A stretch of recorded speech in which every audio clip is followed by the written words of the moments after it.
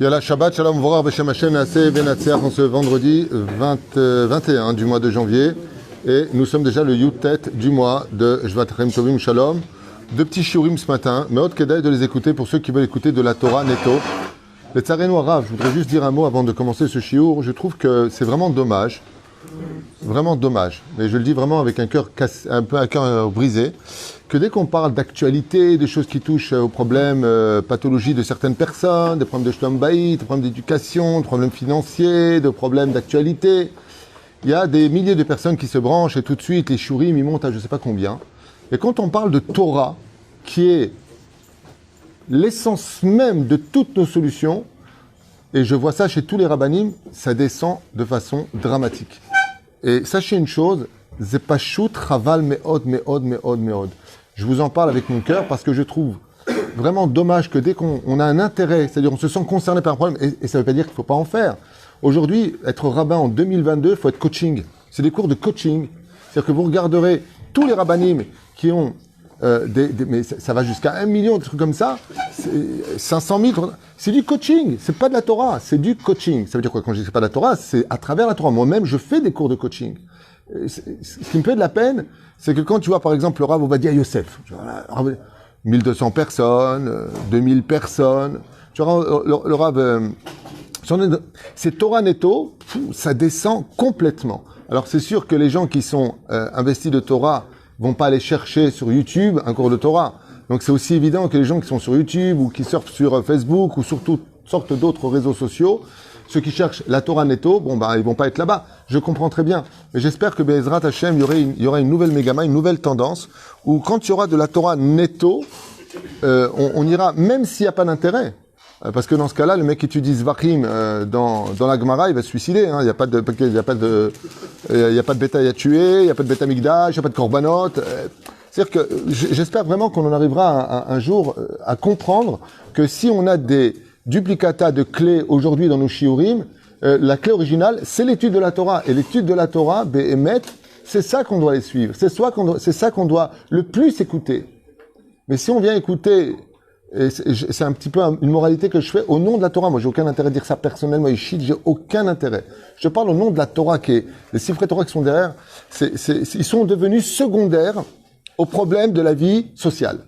Et j'ai beaucoup de peine parce que même des fois, ma femme me dit allez remonte un peu le moral aux gens. Je dis mais tu sais, c'est le rôle des rabbins, mais c'est pas que le rôle des rabbins. On est plus devenu quelque part un peu psychologue que homme de Torah. Alors bien entendu, c'est à travers la Torah, tout ça. Alors je comprends qu'on en ait besoin. Je fais ça toute la journée, de remonter le moral aux gens, d'essayer de retrouver des solutions. Je fais du consulting toute la journée. Je m'en plains pas, au contraire. Et tout est gratuit, je demande jamais rien. Odapam, c'est pas là qu'est le problème. Je dis simplement que, en regardant hier à mon bureau, sur mon ordinateur, les shurim des rabbanim, dès que c'est de la Torah netto, et des cours de folie. C'est 1200, même 600, 800. Lama. Mais par contre, dès que c'est lo alen velo alechem, des fois des choses qui sont... Alors si c'est anti-Torah, alors il y a 1 million, 2 millions, 3 millions. Dès qu'il y en a un qui tape sur le monde de la Torah, tout le monde regarde. Pachout Meod, je pense qu'on a une grande teshuva, en tout cas pour ceux qui aiment la tradition juive, je m'adresse au moins à eux, ceux qui sont sur les réseaux sociaux. Mais dès que ça parle de Torah, là on va étudier par exemple pourquoi les 10 commandements commencent par la lettre Aleph. Bon, c'est vrai que ça va pas résoudre les factures, ça va peut-être pas arranger le shlom bayit, et l'enfant va pas forcément faire teshuva avec ça. Mais par contre, en acquérant de la Torah, on obtient de la connaissance. Et ce qui m'a permis jusqu'à aujourd'hui, et quelques personnes parmi vous dans la ville et ailleurs pourront en témoigner, des conseils que je donne, de la psychologie que je partage avec les autres, et je parle de thérapeutes, je parle de psychologues diplômés d'État, je parle même de psychiatres diplômés d'État avec qui je m'entretiens. J'ai eu souvent même un psychanalyste de France, non juif, de 76 ans, qui m'a demandé quelle université j'avais fait pour avoir fait de telles études, trouver des solutions assez rapides. Je trouve ça assez rapide dans ma façon de penser. Et je lui ai dit yeshiva. Pourquoi je vous dis ça? Parce qu'il faut savoir que d'étudier la Torah rend intelligent. D'étudier la Torah rend perspicace l'esprit. Parlez avec un enfant de 11 ans qui est dans une école laïque, vous avez un gamin. Parlez avec un enfant de 11 ans qui est en yeshiva, vous avez un homme.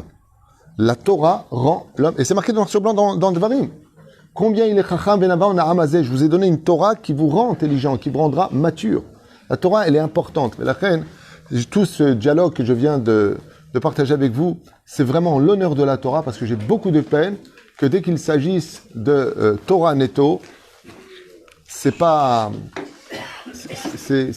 du même niveau que voilà. On va parler de l'éducation. Les enfants aujourd'hui sont révoltés, ça tout de suite, ça court. Lama. Je dis que c'est bien. Attention, hein. Je dis pas que c'est pas bien. C'est normal, c'est légitime. Il faudrait que ce soit la même chose. Il y a un temps, il y a une var Torah. Voilà ce que je veux dire. Qu'au moins la Torah soit au même niveau que nos problèmes sociologiques, familiaux, éducatifs, financiers et tout ce qu'on veut. Il y a qu'on arrive à donner le même kavod à la Torah noto, même si on se retrouve pas dedans parce que ça va pas nous concerner. Même si on arriverait à dire bon ok j'ai appris ça mais à quoi ça me sert dans la vie. Ça s'appelle étudier les Shem Shamaim. Les choses, ça dépend comment tu tournes les choses aussi, ça dépend de la tournure de la phrase et ça dépend aussi qui tu es. Parce que les gens qui sont par exemple en train de parler de Torah et qui juste avant viennent de dire va te faire ceci et cela, la femme elle n'a pas envie d'écouter. Ça dépend de qui enseigne la Torah. Ça dépend d'où vient la Torah. Parce que dans la Torah il est marqué Hu Haya Omer. Les gens qui enseignent la Torah se doivent d'être... Ah, c'est revenu. C'est revenu. Désolé, on a une coupure, une fois de plus. Pourtant, j'ai enlevé le Wi-Fi. Donc, on commence apparemment tout de suite ce shiur. On va essayer de profiter du temps où ça marche. On a beaucoup de problèmes au Beth Midrash. Je sais pas, il y a des problèmes de... En général, quand c'est très, très important, le Satan, il fait ce qu'il faut faire. Cours acheté par Samuel El-Kaïm Aliakar pour l'élévation de l'âme de son grand-père, Shmuel Ben Abraham. Zichrono, Livracha, Roi Hashem, Tenachenu, Began Eden, avec tous les morts d'Israël, et les Felfavdanim, Rufashema, les Kol, Chol Israël, Atzlacha, les Chol, Echad, Mikem, Bezrat Hashem. Vous savez que le Zohar Kadosh dans Tikkuné Azohar, ainsi que Rabbi Yaakov Abi Hatzera, Zecher Tzadik, Vekadosh, Ivracha, dans Mahsof Alavan, donne 70 termim. Pourquoi la Torah commence par les lettres bêtes? Et le Zohar Kadosh nous apprend que les lettres voltigèrent autour d'Hachem. C'est une image, bien sûr, parce que si on tourne autour de Dieu, c'est que Dieu est défini. Donc c'est juste une image à prendre avec des pincettes. Chaque lettre s'est présentée en disant c'est par moi que la Torah doit commencer. Vous connaissez tous ce que raconte dans nos sages racontent. J'avais parlé de chaque lettre, ce qu'elle avait prétendu, ce que Dieu lui a répondu. Et voilà que avec l'aide d'Hachem, la lettre bête a été prise parce que le monde est une bénédiction, bracha. Donc la lettre bête vient de bracha. La deuxième chose que nous enseigne le Tikkuné Zohar à propos de la lettre bête, c'est pas la deuxième chose, mais c'est dans les 70 termim, c'est que maintenant que le monde a été créé, il ne peut pas être sous l'égide de quelqu'un d'unique. Il est obligé de venir de deux choses minimum. Donc papa et maman pour engendrer la vie. Il n'y a que Dieu qui est unique. Donc nous avons cette situation où la lettre bête l'a emporté pour plusieurs raisons, 70 termim donnés dans le Zohar HaKadosh. Quand on arrive à les 10 commandements pour lesquels la terre a été créée, c'est-à-dire que la lettre bête, si elle existe, c'est parce qu'il y a le Aleph avant, eh bien, elle n'a pas eu le privilège de pouvoir se présenter et elle a eu honte. Et vous savez que plus on fait du bruit, aussi bien sur les réseaux sociaux que dans la vie, j'exige, je suis là, regardez-moi, c'est là, et faire des selfies la totale, et plus on est oublié du monde. C'est un principe fondamental. Plus on veut faire du bruit et plus on oublie du monde. Plus tu te caches et plus Dieu te dévoile. C'est un état de fait qu'on peut constater tout au fur et à mesure de l'histoire. Et si tu as fait trop de bruit et du mal, on se souviendra de toi, mais en mal, en te maudissant. Imarchemo v'zechlo, l'image d'Hitler. Imarchemo v'zechlo mamash. La reine, le Aleph. Meskin, lui, il n'a pas eu l'opportunité de pouvoir se présenter, car il estimait que si le taf, qui vaut en Gematria 400, n'a pas eu le mérite de commencer le mot Torah, alors que c'est la lettre du mot Torah, il a dit, moi, qui suis un, qu'est-ce que je peux utiliser? Dieu lui a dit, eh bien, puisque tu es rempli d'humilité, le Aleph est rempli d'humilité, Dieu lui a dit, c'est par toi que je me dévoilerai. De là, vous apprendrez un klal, c'est que Akadosh Baruch Hu ne se dévoile qu'à travers des personnes qui sont réellement humbles.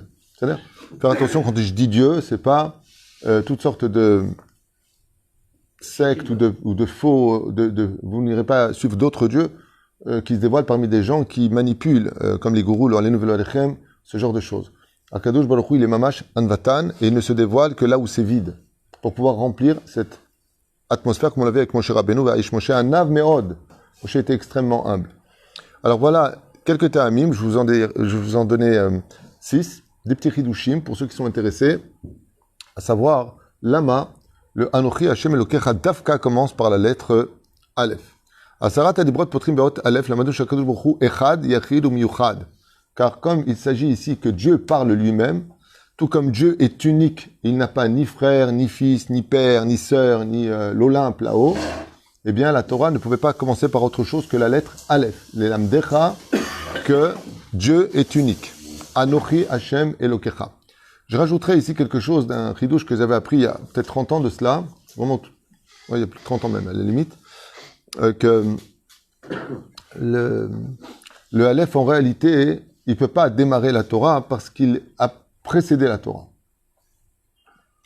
Et on vient t'enseigner par là que souvent les gens se demandent, d'accord, mais avant que l'univers existait, qu'est-ce qu'il y a?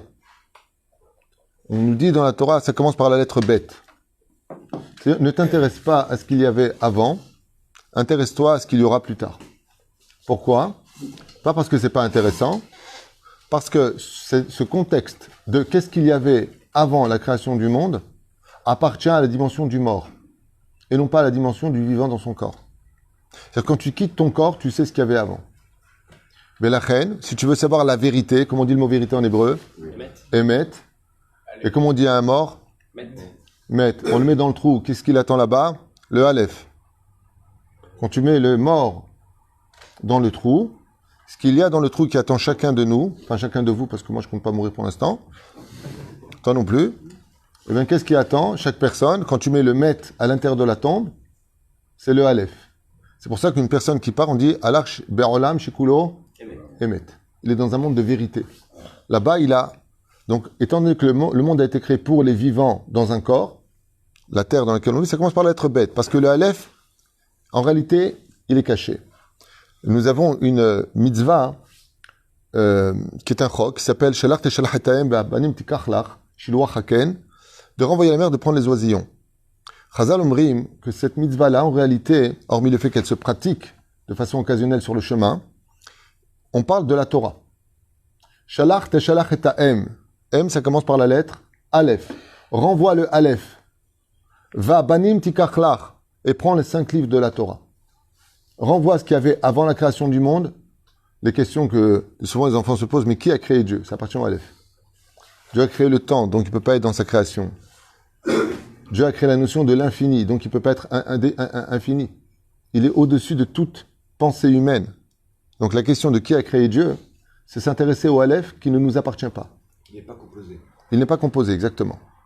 Mais quand Dieu va se dévoiler, eh bien, justement, comprenez-le bien, chaque personne qui décédera à 120 ans, si Dieu veut, quand il part de son corps, il quitte son corps, ouais, il reçoit un mot de Dieu. Je suis. Anochi. Les Asarat Adibrot commencent par Anochi Hashem Elokecha.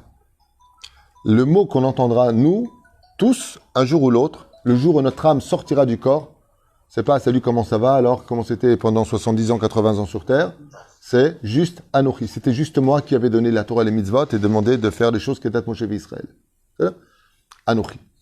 Il nous dit ici, pourquoi ça commence par la lettre Aleph, explique le Maharal dans Tiferet Israël, parce que Dieu est unique et que s'il avait commencé par autre chose, on aurait pu dire, les Koutim ou les réformistes auraient pu dire, tu vois, ça commence par le Gimel, par exemple, Gomel Chesed. Donc, ils sont 3 dans le ciel, triologie. Lo alin velo alechem. Deuxième temps, Maaseh Bereshit poter be'ot bet bet, ve'ilu matan Torah be'ot aleph. Anochi, l'irmoz bezeh, shekodemet le'ot bet, kol hachatorah mizvotea kidmu briyat ha'olam ou Maaseh Bereshit. Pourquoi est-ce que la lettre bet commence la Torah et que le aleph viendra dans les 10 commandements seulement? Donc, c'était le salaire que Dieu a dit au aleph, puisque tu ne commences pas Bereshit, je commencerai à me dévoiler dans le monde par la lettre Aleph. Ici, un deuxième enseignement qu'il donne, il dit que ça commence par la lettre Bet pour t'enseigner que la Torah a été créée avant la création du monde. Bereshit parle de la création du monde. Pourquoi ça commence pas par Aleph? Pour t'enseigner que Dieu, d'abord, il a écrit la Torah, et après, comme un architecte qui écrit les plans, et seulement après avoir fait les plans, il construit le binyan, il construit l'immeuble. Ainsi donc, le monument. Ainsi donc, le Siyata d'Ishmaïa, le Aleph a commencé pour nous enseigner ici que la Torah a été créée avant le monde. Qui a été créé avant la Torah? La Torah. Al-Pisod, le peuple d'Israël a été créé avant même la Torah. C'est une grande question. Est-ce que la Torah est plus forte que le peuple ou est-ce que le peuple est plus fort que la Torah? Réponse, vous l'avez dans le Shulchan Aruch. Pour sauver la vie d'un juif, on annule toute la Torah. Pikuach nefesh, doche, akol. Kippour, Shabbat, Kashrut. Pour sauver un juif. Mashma mikan, qu'est-ce qu'il y a de plus grand que la Torah? Un juif. À la condition où il se comporte comme un juif. Sinon, il y a marqué, si tu fais pas la Torah, chayav mitab. Décidez. Est-ce qu'on tue un juif parce qu'il n'a pas fait la Torah? Ou est-ce qu'on annule la Torah? Pas. Si tu te comportes comme un juif, t'es plus que la Torah. C'est pour ça qu'il est plus important de se lever devant un Talmid Chacham qu'un Sefer Torah. C'est pas marqué comme ça, c'est marqué combien ils sont idiots ceux qui se devant un Sefer Torah et pas devant un Talmid Chacham. Troisième explication, Asarat Adibrot, Potrim Beot Aleph, Anochi. Ah, ça c'est une belle explication, j'ai bien aimé celle-là. Bien aimé celle-là. Il y a... Regardez comme c'est beau. La Torah elle-même, donc les 10 commandements commencent par la lettre Aleph, Anochi. D'accord? Les Sisha Sidri Mishnah, les 6 traités, c'est le mot que je cherchais, de Mishnahot commencent par Me'e Matai Korimet. D'accord? Même. Et la Gemara commence par Tana. Non, la Gemara commence par Tana. Ça fait quoi? Si je prends les 10 commandements, je prends la Torah des Shisha Sidri Mishnayot, des 6 traités de Mishnayot, et je prends la première Gemara. Les 3 premières lettres des 3, c'est Emet. Pour t'enseigner que quand tu prends la Torah écrite et la Torah orale dans les mains, tu as le Emet absolu dans les mains. Aleph, Mem, Taf. Mignon. C'est ridouche. Asarat Adibrot Potrim Beot Aleph. Kitsurat Aleph, Murkevet Beot Yud Lemala, Yud Lemata, Beot Vav, Bechaberet Benehem. Ot Yud Ailionam Romezet. Donc qu'est-ce qu'on a ici? Pourquoi on dit le Aleph? Parce que la gématria interne du Aleph, c'est Yud en haut, 10, Yud en bas, 10, Vav au milieu, on l'arçonne, comme ça fait 26. Top. Ça, c'était une chose que tout le monde connaissait à mon avis. Bamidrash, dans Otchot de Rabbi Akiva. Uva shakadosh baruch hu bachar liftoach beot et Torah beot bet, bereshit velo beot alef, mipnei shaot alef i trilat amila arur. Effectivement, pourquoi est-ce que le alef n'a pas osé se présenter? Parce que, comme on dit maudit en hébreu, arur, arur haïsh, comme c'est marqué dans la paracha de Kitavo. D'accord? Donc, comme c'est la première lettre du mot malédiction, elle n'a pas osé se présenter. Oulam beot bet, trilata i baruch. La lettre bet, c'est baruch. Ve'raoul atril sefer Torah bishon shel beracha. Il était donc digne de commencer la Torah par une lettre de bénédiction. Et la sheim ken, areata tzarich livdok madua serata dibrot potrim beot alef. Elle dit d'accord. Si la lettre alef s'est disqualifiée pour commencer la Torah parce que c'est la première lettre du mot malédiction, alors Dieu se dévoile par la lettre alef qui est la lettre de la malédiction aussi. C'est la question qu'il pose. Et là, Torah ba lelamden ou basé chez meaz matan Torah efshar leafoch et aklala livracha. Et dit oui, d'accord, c'est vrai.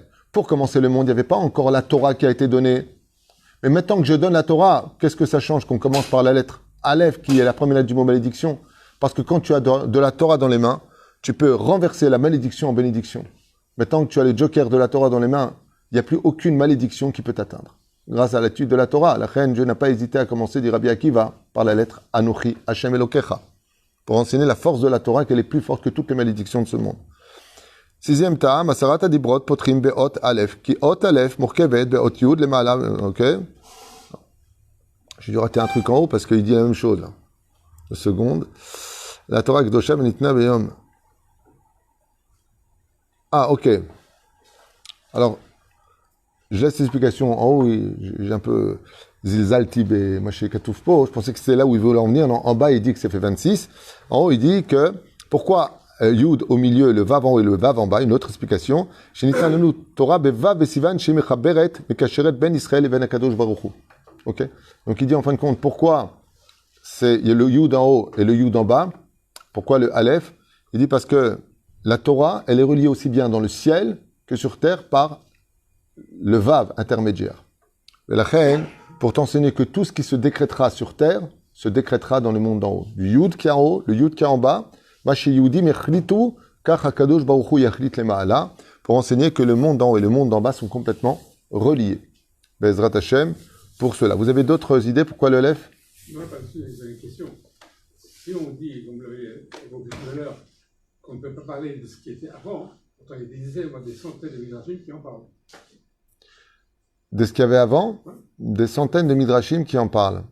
Tu peux me dire lesquels? Ah oui, le Shit Rabbah, dans le Zohar, on dit tout ce qu'il y a avant. Qu'est-ce qu'il y avait avant? La Torah, etc. Donc, de ce qu'on sait. Je voudrais bien que tu me montres ce que tu as lu sur le sujet de ce qu'il y avait avant la création du monde. La seule chose qu'on ait éventuellement, c'est que 2000 ans... La Torah était avant, donc ce qu'on sait. Hein? Ce qu'on sait, c'était avant. C'est-à-dire? Aleph était avant. C'est un midrash. Pas été dans la Torah. Non, d'abord, c'est pas un midrash. Je parle du Zohar. D'abord, c'est pas un midrash. Midrash, c'est une explication du drash. Le Zohar, c'est du sod. D'abord, c'est pas la même chose. Mais de dire qu'il y a des livres qui disent que ce qu'il y avait avant, le Ben Ishra dit qu'il n'y a pas. Donc, je serais très curieux de comprendre ce que tu as lu. Pourquoi? Parce que Maran Ben Ishra écrit que quand viendra le Mashiach, il apportera le 6e livre qu'on n'a pas reçu à Arsina à cause de la faute du veau d'or. Quand Moshe est reparti chercher les lois, quand il a brisé la Torah la première fois, il n'est pas descendu avec 5 livres en réalité, il est descendu avec 6 livres, qui en contrepartie correspondent aux 6 Shash et Mishnayot. Et donc, le Ben Ishraï nous dit que le Mashiach viendra avec le livre du Aleph. Parce qu'une des explications alpisode qui existe, ça commence Bereshit par la lettre Bet, parce qu'il y a un livre qui, au début, s'appelle le livre du Aleph. Comment il s'appelle ce livre-là? Anochi. Et de quoi parle Anochi? Le livre que nous apportera le Mashiach. Il n'y a ni Avram ni Yitzhak dedans, ni Yaakov. C'est Dieu lui-même. C'est comme si on va ouvrir la biographie de Dieu. Et ce livre-là nous sera donné uniquement quand on sera digne de le recevoir avec la délivrance finale. Comme ça explique le Ben Ishraï. Lama, dit le Ben Ishraï, il n'y a pas d'ouvrage sur ce qu'il y avait avant la création du monde. Il n'y avait pas. Behi Bera'am, il y a marqué par le He, pour t'enseigner que le He c'est une porte à l'image du chauffard. Il y a un petit trou en haut, une grande ouverture en bas. Pour t'enseigner qu'avant, l'Oneda, et le Mashiach vient nous apporter ce livre-là qui nous manque, Bichlal Milchatrila. C'est pour ça que Rashi d'ailleurs dit, dans son premier commentaire, nous aurait dû, pourquoi on a commencé par Bereshit? On aurait dû commencer par Rosh Chodesh Lachem. Parce qu'en réalité, même Bereshit, Dieu n'a pas voulu nous le donner. Comme ça disait Chachamim. Quand il a vu la conduite du peuple d'Israël, il a dit, je retire 2 livres des 6 livres. On devait commencer par Shemot. Et c'est le livre où on nous dit là-bas Rosh Chodesh Lachem. C'est-à-dire que Berem Ezrachi nous dit que même le livre de Bereshit, c'est un cadeau que Dieu nous a quand même laissé. Et la reine, je serais curieux que tu me montres des livres. Moi, en tout cas, j'ai étudié pas mal de Midrashim. J'ai étudié un petit peu aussi le Zohar à l'occasion. Le Sefer Yetzira. J'ai jamais trouvé quoi que ce soit qui parle de ce qu'il y avait avant la création du monde. Encore jamais. Par contre, oui, il y a la Ishtal Shelut des Sphirot, comment le monde a été créé. Ça, il y a plein. Mais avant ça, la seule chose qu'on ait trouvé, en tout cas, moi j'ai trouvé, c'est que selon la Zvara de Rabban Shimon ben Gamiel, 2000 ans avant la création du monde, Dieu écrivit la Torah. Et même ça demande réflexion parce que le temps n'existait pas. Alors, comment on peut dire 2000 ans? Est-ce qu'il parle de 2000 ans pour Dieu, 2000 ans pour nous? Est-ce que c'est un langage d'enfant? À mon avis, comme l'explique le Rambam, oui, c'est une métaphore. Voilà. Par contre, Aristote, Platon et Socrate, ils ont dit ce qu'il y avait avant. Ils ont même dit qu'il y avait Zeus, sa gonzesse et tout. Mais j'aimerais bien que tu me montres, je suis très curieux de savoir. J'ai jamais encore lu un livre ou jamais entendu un rab ou un Mekoubal ou un Machabruta me parler de ce qu'il y avait avant la création du monde. Bidjouk AFR. Oui, mais précédé, ça ne nous dit pas ce qu'il y avait avant. Je vais expliquer pourquoi c'est pas possible. Parce que quand Dieu a créé le monde, il a créé le vide. C'est-à-dire que, tu vois, là, on vit dans une atmosphère, dans une stratosphère et dans l'espace-temps, dans une vitesse lumière. Tout ça, c'est des inventions. Par exemple, Dougma. Là, je lève ma main, je la descends. Je suis dans le vide. C'est une invention. Le vide n'existait pas avant. L'air n'existait pas. Les molécules n'existaient pas. Rien n'existait. Et je vais aller plus loin que ça. Le mot rien n'existait pas non plus. Donc, c'est où? Les morts cliniques, qui sont presque au nombre de 200 millions aujourd'hui, il y a un point commun qui les unisse tous, juifs comme non-juifs. Incroyable. Ils disent, c'est marrant, on entend tout, on voit tout, on marche, on court, mais on n'a pas de jambes. On n'a pas de cerveau. On voit tout, on n'a pas de yeux. Tu dis ça à un psychiatre, il t'enferme. C'est, comment on pourrait dire, pour que vous compreniez, les morts cliniques, hein, c'est comme de la télépathie. Hein? C'est, bon, on sait que tu as vu Matrix. Ça fait 4 fois que tu le dis, donc je vais le dire une fois pour toutes, hein, parce que je vois que si je te dis pas, ok, tu l'as vu, tu vas me répéter.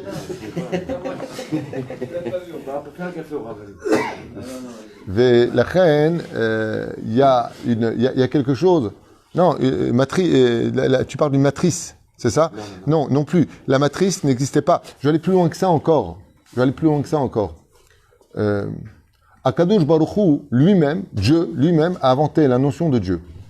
Ah, ça te va? Chez Nehemar, Bereshit bara Elohim. La première chose que Dieu a créée vraiment dans l'histoire, c'est Dieu. Parce que de dire que Dieu est Dieu, c'est le définir. Ça aussi, c'est une erreur. C'est pour ça que Moshe, quand il vient le voir au Sinaï, il lui dit, écoute, je comprends plus rien, moi. Au nom de quel nom je viens? J'ai compris qu'en fin de compte, ce qu'on connaît de toi, c'est une invention pour qu'on te définisse dans ton humilité extrême. Et c'est quand même très curieux de constater en plus dans la Torah que quand Hachem parle avec Moshe, Moshe parle avec Hachem dans la Pacha de Yitro, noir sur blanc, il y a marqué « J'ai parlé aux yeux des enfants d'Israël avec toi pour qu'ils comprennent que je t'ai choisi, toi, Moshe Rabbeinu, comme étant le rabbin qui va transmettre ma Torah. » C'est marqué dans la Pacha de Yitro, demain vous allez lire avant la montée pour la Sarah d'Ibrot. Ouais. Qu'est-ce qu'il lui dit à la fin, Moshe? Maintenant, il parle tous les jours avec Moshe, Hachem. Hachem parle avec Moshe. Et qu'est-ce qu'il lui dit? « Ar-enina et kevodecha. » Il dit « Bon, on peut apprendre à te connaître. » C'est-à-dire que Moshe, qui a atteint un niveau de prophétie, il parle panim el panim. Il reconnaît noir sur blanc dans la Torah qu'il ne sait pas du tout qui est Dieu. Moi, ce qui m'inquiète le plus, d'ailleurs, ce sont les gens qui disent « Moi, je sais qui est Dieu. » Mais il y a pire, il y a les Tunisiens de chez nous, les Tunisiens qui disent « Moi, je m'arrange avec lui après, t'inquiète pas. » J'adore cette phrase. « Moi, je m'arrange après. » Allez. J'adore. Ils pensent que la Torah est une, donc Dieu est une. Moi, je m'arrange avec lui. Allez, il va négocier. C'est mignon. Franchement, c'est mignon. Moi, j'aime bien. Hein, on se rend pas compte. Juste, on se rend pas compte. C'est nos grands-mères, elles disaient ça. Ouais. Non, j'ai rencontré un Tunisien aussi, il faisait beaucoup de bêtises. Il m'a dit, tiens, je fais une petite tzedaka, après je m'arrange avec lui. Donc voilà, juste pour vous dire un petit peu, Lama Be'etzem, Kolze Nikra Bitouy. Comme l'a dit d'ailleurs un très grand Tamid Racham, il n'y a aucune différence dans l'absolu entre un athée, profondément athée, et un grand en Torah. Pourquoi? Parce que si tu leur poses la question à Dieu, qui est Dieu? Il va te répondre tous les deux la même réponse. I don't know. Hein? Et toutes les avodazara qui existent dans le monde sont des gens qui pensent et qui savent ce que Dieu il dit. Souvent, quand on pose une question à mon rave, Dieu il est fâché contre moi, mon rave il pense toujours à la même chose. J'ai pas internet avec Dieu, moi, je sais pas, faut te poser la question à lui. C'est très très dangereux de prendre la place d'Hachem. Il y a même des gens, tu vas pas me croire, monsieur Lévy, il y a même des gens qui disent à leurs femmes, c'est à cause de toi qu'on n'a pas de parnassa. Qu'on n'a pas de parnassa. Il y a carrément des gens qui savent pourquoi ils n'ont pas de parnassa et ils ont trouvé que c'est leur femme. C'est-à-dire, ils ont compris les pensées de Dieu. Ils sont très forts. Shem Erachem Beishmor. Quelqu'un m'a dit, ouais, parce que ma femme, elle n'est pas pudique. C'est pour ça que j'ai pas de parnassa. Je lui dis, c'est bizarre, parce que tous les milliardaires, leurs femmes, elles sont pas du tout pudiques. Myanmar. Peut-être que c'est dans ton étude, on dirait Tchabéab quand tu étudies. Peut-être quand tu mets les tefilines, tu as envie de continuer jusqu'à la gorge pour te pendre avec. Myanmar chez Zéhi. C'est très facile de jeter la pierre chez l'un et les autres. La femme qui dit c'est à cause de ton mari, tu fais Zéra Levatala, lui c'est à cause de ça. Il n'y a que Dieu qui sait pourquoi tu en es là. Il n'y a que Dieu qui connaît la vérité. Nous, on est là pour s'entraider, pas pour se juger. Voilà. Shabbat Shalom, et je vous dis à tout de suite pour le prochain shiur.